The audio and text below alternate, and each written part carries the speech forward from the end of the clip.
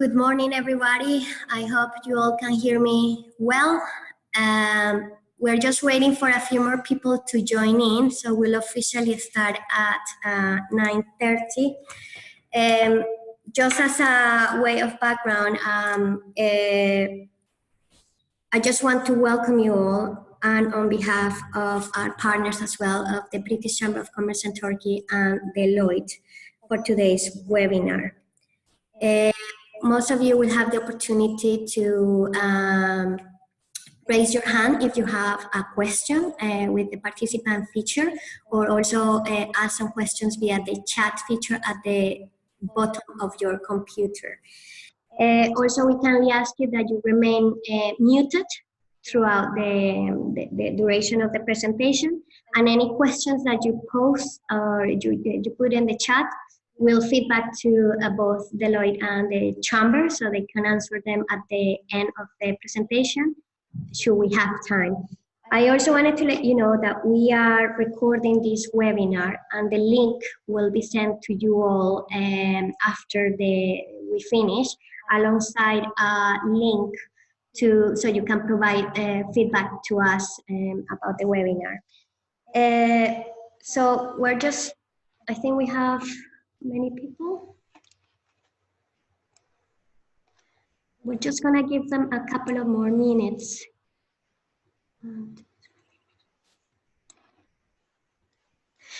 Right, okay. So I think that's from me. And now, since I'm aware that we have a mix of members and non-members, I wanted to give you a quick introduction to the Chamber. We are the largest accredited Chamber of Commerce in the UK, with nearly 5,000 members across the Aegean region and beyond. Last year, we won the British Chambers of Commerce Awards on Excellence in International Trade. Our team annually engages with over 2,500 companies that trade globally. That's whether they export, import, or investment. We have a global business network that comprises about 600 connections, about 20 global partnerships, and we cover about 30 countries. We handle about 100 international trade queries a week, and we are also the largest provider of export documentation services in the region. We offer a wide range of services, all the way from getting started to delivery and documentation, and that's also whether a company is new to export or an experienced exporter, importer, or seeking to invest overseas. Most of our services are offered either via our in-house team, or through a wide range of partners.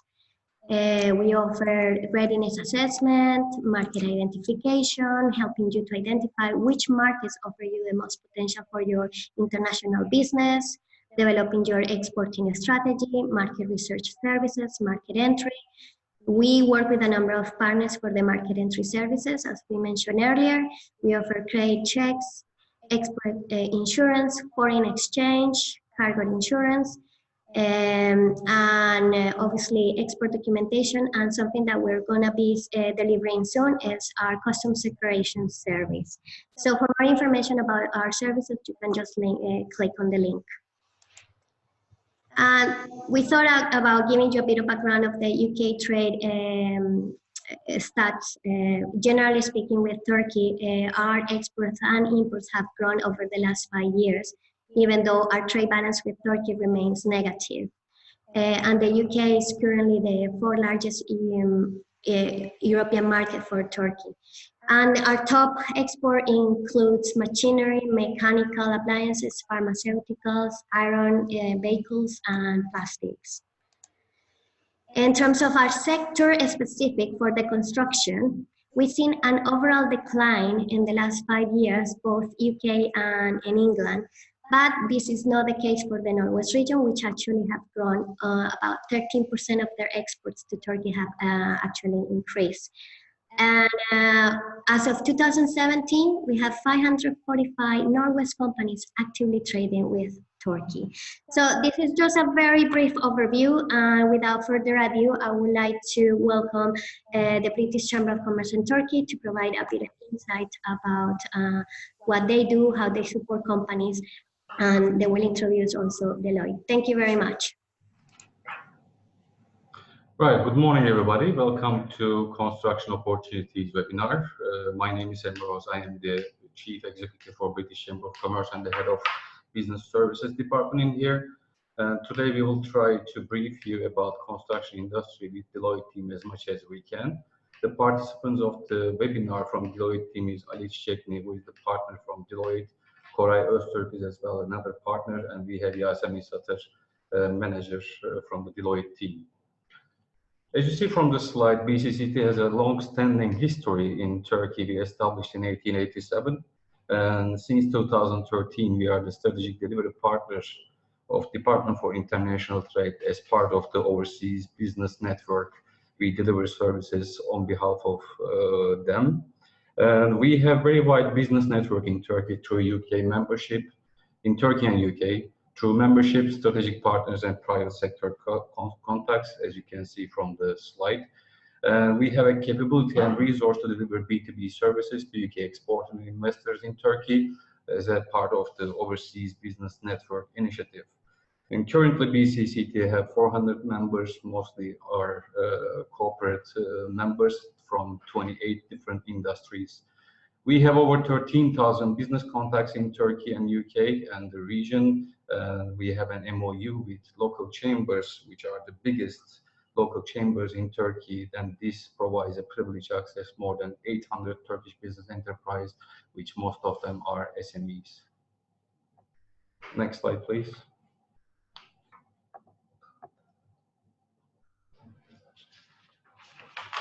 As I mentioned before, we are the part of overseas delivery network of the Department for International Trade, so we can give 3 hours free service to the companies who are looking to expand or penetrate into Turkish market.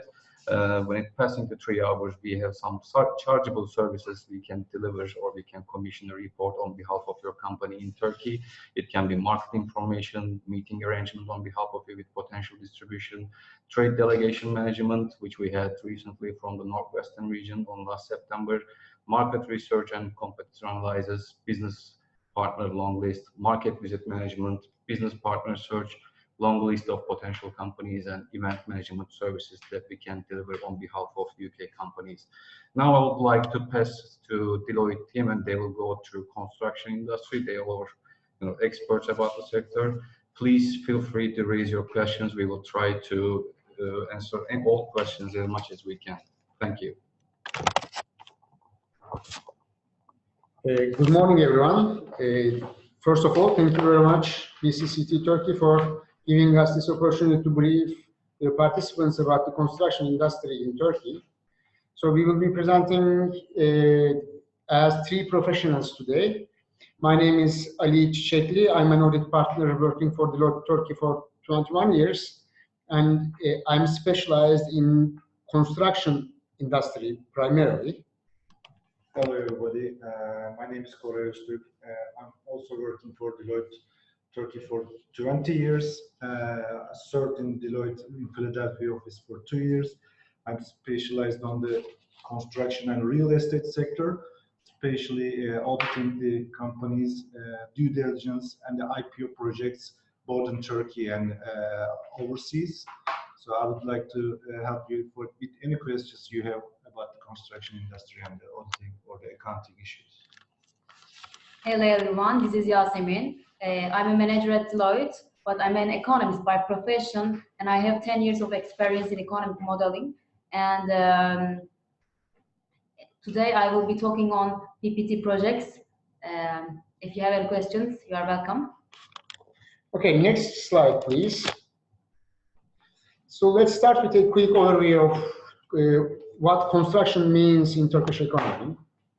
So as you see, the first schedule on the left side, on the upper part, shows the construction and real estate activity in Turkey. So the construction industry accounts for 266 billion Turkish liras, and the real estate is 252 billion Turkish liras. But this translates into 16% of Turkish GDP on average since 2007.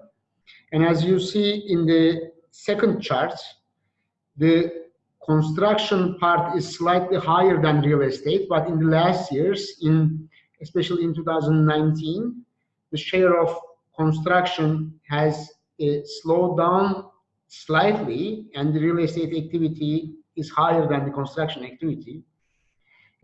However, when you add direct and indirect impact on other sectors, construction industry accounts for almost 30% of the whole economy. So we can easily say that one of the primary industries, the backbone of the Turkish economy, is construction industry. It's a very significant industry in our economy, and it also captures a lot of opportunities for foreign investors as well. We are going to discuss about this in detail, especially in PPP projects in the following slides. Next slide, please.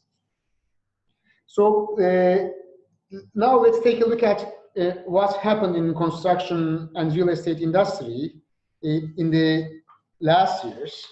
So the first slide, the first chart on the left side, indicate the size of construction and percentage change compared to same period in previous year.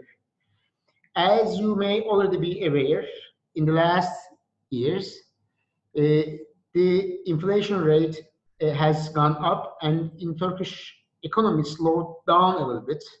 So the economy is not performing as much as we desire, and this has a direct impact on the construction industry, as you see, starting from the second quarter of 2018, compared to the previous period, a slowdown in the industry has started. So especially as it's circled up in 2019 first quarter, compared to the same quarter of previous year, there is almost 11% decrease. And let's take a look at the compound annual growth rate in GDP for construction by periods. As you may see, the growth of construction industry is quite correlated with the growth in GDP. But let me make a quick remark on the 2013-2018 bar. As you see, GDP is slightly higher than the construction growth. This means this economic slowdown in our economy has started in 2013. And in order to pump up the dynamics of the construction industry in Turkey, the government has foreseen the slowdown and increased the government expenditure on construction projects, especially in PPP projects, and we'll see that. Next slide, please. Now the chart on the left side indicates the employment, the impact of construction on the employment. So as you see, I think this is an interesting statistics as well. The Turkish economy is primarily resides with the service industry. I'm talking in terms of employment. And 6% of the total employment reside in construction. When you take a look at the share of construction in the total employment, in March 2019, total employment reached almost 28 million people, and out of this 28 million, 2 million people are employed in construction industry. However, in 2019, starting from 2018, in correlation with the slowdown in construction, the decrease in employment rates, number of employees in construction industry took place. So as you see on the chart on the right side, almost 500,000 people, the employment rate has decreased from 2 million to 1.5 million, which accounts for a 500,000 decrease in the construction industry from employment perspective. Next slide, please. And the first chart on the left side on the slide indicate the construction costs. As you see, when you take a base point of 100, the construction costs has increased steadily. And it continues to increase as the exchange rate, the Turkish lira deteriorates against US dollars and the energy costs increase. And this has a significant impact on the, especially residential sales. And I would like to give the word to Koray right now because he's our expert in real estate.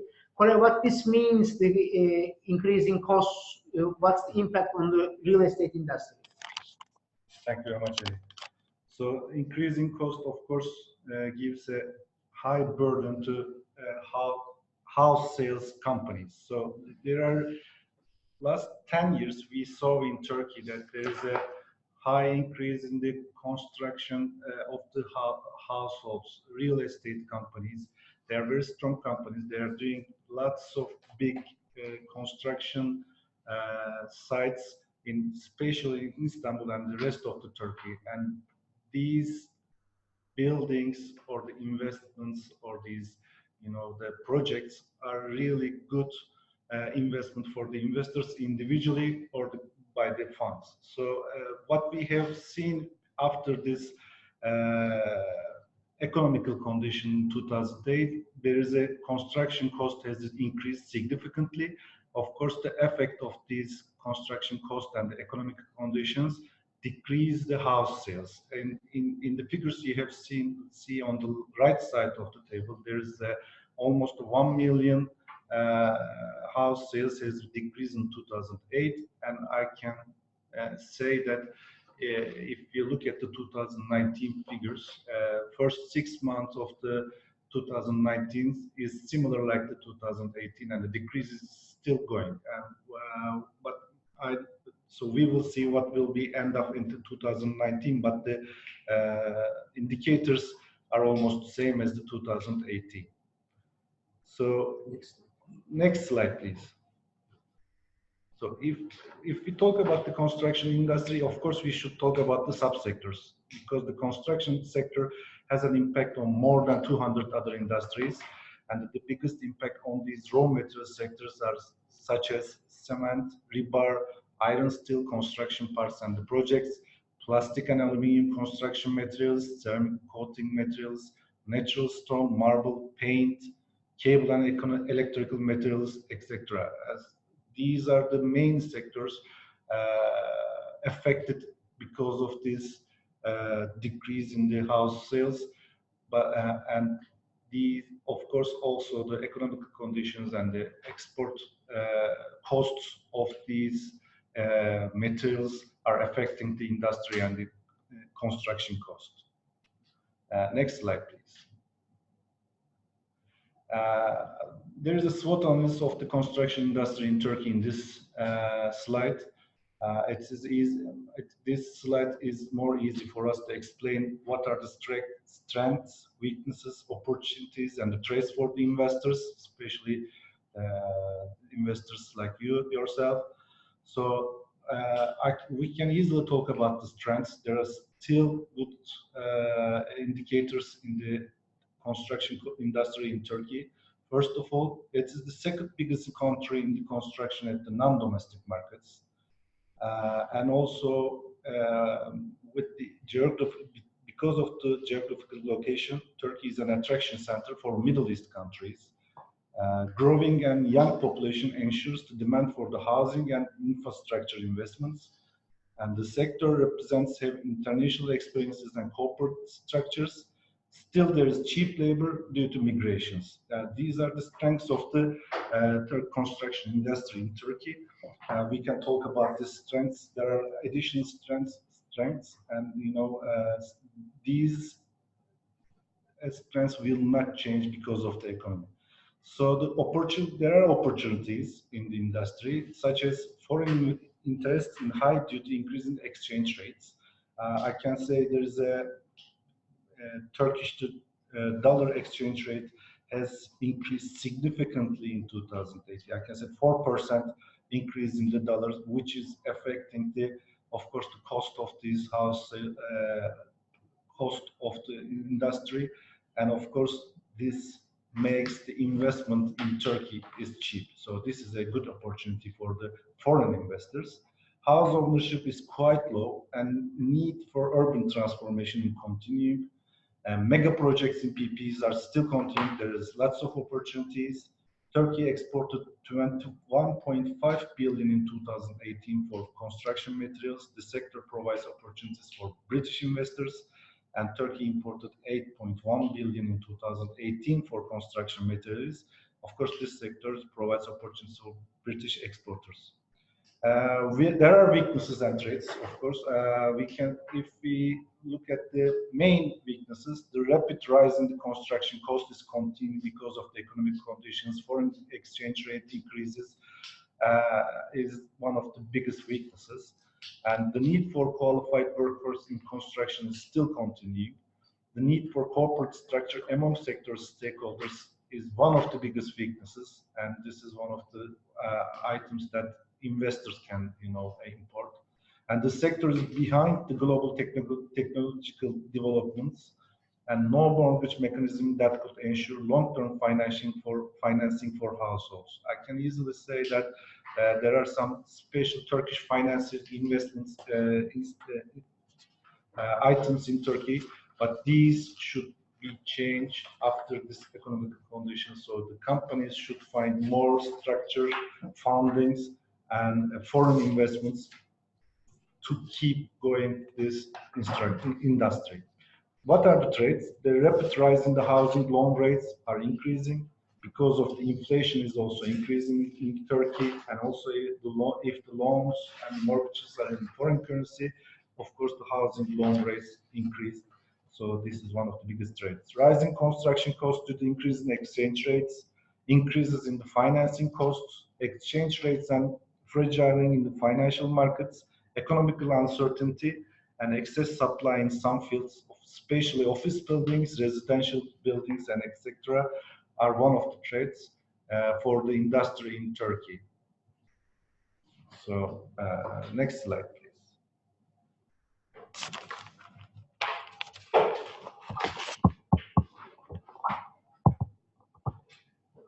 Hello everyone, I will continue with PPP projects.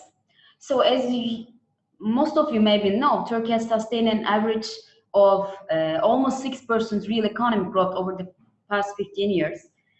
Although it has slowed down, but it still continues to grow.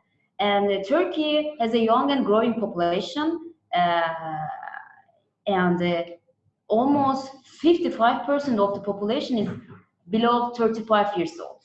So it's a young population. And most of the population actually lives in cities. According to the World Bank, 76% of the population. According to Turkish Statistical Institute, 92% of the population lives in urban areas. So urbanization is high in Turkey. Also, Turkey is strategically located at the epicenter of trade routes. Therefore, again, it increases the necessities for developed transportation mechanism. Also, in addition to all of this demand part, Turkey has experienced 14 elections in the last 17 years. And also, this is a supply effect. Therefore, the demand for urbanization, the demand for infrastructure investment in Turkey is high. And the government correctly anticipated this and has set ambitious targets to upgrade the infrastructure investments in Turkey. Next slide, please. And one way of this infrastructure investment in Turkey was public-private sector cooperation. So that's why PPP projects has started to take place in Turkey after 2013 at a high rate. And I want to illustrate what are the main PPP projects in Turkey. Some of them are already completed, such as Istanbul Airport, the third airport. Yavuz Sultan Selim Bridge, it was the third bridge connecting Europe and Asia in Istanbul, and the Euro-Asia Tunnel, Orhan Gazi Bridge. I can count city hospitals and integrated health campuses in Turkey. Some of them are completed, Some of them are ongoing projects and still they are continuing and has targets to complete it by 2023, like Çanakkale Bridge, lots of highways, Aegean city hospitals, marinas, ports, airports again. And there's also one big announced mega project, Kanal Istanbul, which has not started yet, but the government planned to start by 2023. And the important part of Kanal Istanbul is that the anticipated investment for the project is $15 billion. So it's a huge one. Next slide, please. So as we showed you before, the Turkish economy has experienced a high growth rate until 2013. But in 2013, starting with the global slowdown, Turkish economy, Turkish GDP has experienced slowdown too. And the government, you know, the Turkish government has already set up the its growth structure on construction. Therefore, they anticipated the slowdown and started to give importance on projects, mega projects, to increase the economical spending and so to speed up the economy. As you will see, within the Turkish government, the AKP Turkish government, the PPP project number increased. After 2003, we observed almost 200 PPP projects since 2019. And as you will see on these slides, the main sector is energy, motorway, ports, and health facilities, also airports, for these projects. But these are in terms of the number of projects. Can we go to the next slide? But in terms of the investment value, the airports, again, energy and motorway health facilities dominate the PPPs in Turkey, and they are the leading sectors that, you know, has the value for PPP projects. Since 1986, the total amount of PPP projects in Turkey has reached to $140 billion. It is a huge number, and it offers many opportunities for both foreign investors, also foreign exporters. Can we go to the next slide?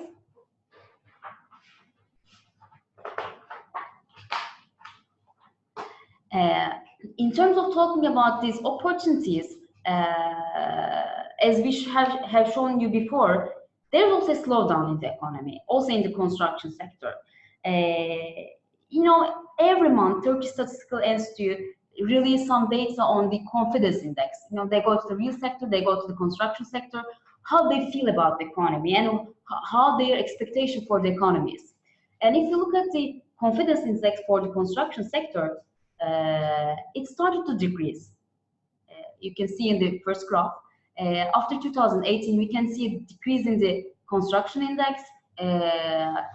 The producer feel less confident about the sector. That's a fact. And when the Statistical Institute asks them why, what is the reason limiting your activities, and we see an increase in the financial constraint. So the producers in the sector start to feel that the sector have problems because of the financial constraints. The demand is still high. The ratio for the insufficient demand is almost stable across years. Other factors such as weather, machinery, and so on is also, you know, getting limited. But when you look at the financial constraint, the producer have some problems in financing mechanism. That is the reason why we see a slowdown, also less confidence in the sector. If we, you know, try to look at the big picture in the sector, where is the sector going in Turkey as a total? So we can definitely say that the engine of the growth in Turkey has been construction since 2003. Therefore, the government has to subsidize the sector at some point. You know, this subsidy could be in terms of tax, this subsidy could be in terms of loan rates and so on. That gives a confidence in the sector. Also, 6% of the people works in the construction sector. That's a huge number in the employment base of Turkey. Again, the government subsidy needs to continue because otherwise the unemployment can increase. This gives confidence in the sector. But on the other hand, we can discuss whether this is sustainable. Can you sustain a growth rate based on construction forever? Of course, this is a no answer. Therefore, the sector in the long run may have some problems in terms of government subsidy, but in the medium term, in the short term, we observe that the government subsidy in the sector has to continue because it is the engine of the Turkish GDP, it's the engine of Turkish growth. And the second strong part of the construction sector in Turkey, which provides opportunities for foreign investors, also foreign traders, is the mega projects. So government has announced, government is continuing to build big projects, you know, that accounts for billions of dollars. You know, here we can see opportunities for foreigners, but then we also see that these projects create some burden on the fiscal budget too. So in the short term, in the medium term, yes, there are projects, especially the PPPs, but in the long run, because of the fiscal burden, because of the problems in the financing mechanism, we may observe slowdowns for these projects, and these opportunities, the window of opportunity, may shrink in the long run. And the last and maybe the most important thing in Turkish economy is the growing demand. Turkey is a young population. Turkey is a growing population. Therefore, the demand for construction, demand for houses has to continue in Turkey. People still need to buy houses. People still need to have larger hospitals. People still need to have better highways. Therefore, the demand is sustainable and it creates opportunities for the sector. But on the other hand, the macro environment has slowed down and there's a pressure on the exchange rate too. Therefore, in the long run, maybe we can observe, you know, less demand than the current position. These are the main strength and weakness for the construction industry in Turkey. And if you have any question, we can continue with the questions.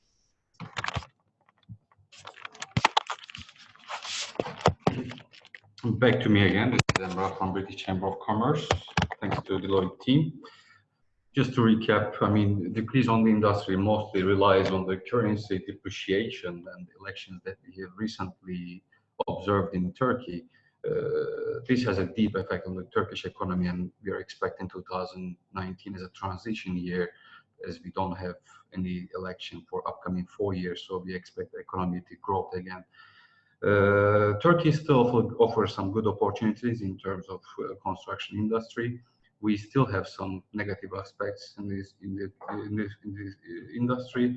However, Turkey is a long-term bet. I mean, the consistency and the sustainability in Turkey will grow, and also we expect British firms to look Turkey as a cornerstone to jump into the region, because Turkish construction companies are doing business in Eastern Europe and Central Asia market too. So it's a good opportunity for British firms to get in link with the Turkish companies to be able to reach wider regions.